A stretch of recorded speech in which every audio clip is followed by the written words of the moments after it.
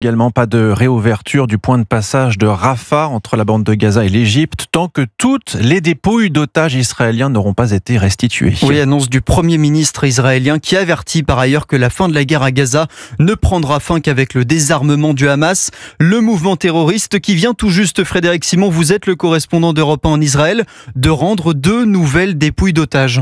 Oui, 2 corps ont été restitués par le Hamas au cours de la nuit. L'Institut médico-légal israélien devrait établir s'il s'agit bien de dépouilles d'otages morts en détention, mais quels que soient les résultats de l'analyse, on constate que l'organisation terroriste continue de ne remplir que partiellement les engagements qu'elle avait pris en signant l'accord sur la mise en œuvre du plan de paix américain, soit la libération des 20 otages vivants, c'est chose faite depuis lundi dernier, mais aussi la restitution des 28 dépouilles d'otages morts dans la bande de Gaza. Or, elle en détient encore 16. En réaction, Benjamin Netanyahu a annoncé que le point de passage de Rafah, situé sur la frontière entre le territoire gazaoui et l'Égypte, restera fermé. Une annonce qui n'aurait pas été du goût de l'administration américaine. C'est en tout cas ce qu'affirment plusieurs médias israéliens. Les États-Unis qui entendent peser de tout leur poids pour que les prochaines phases de l'accord soient mises en œuvre par toutes les parties en présence. Dans cette perspective, le vice-président J.D. Vance se rendra en Israël dans les tout prochains jours. Il sera accompagné par Steve Witkoff, l'émissaire spécial de Donald Trump,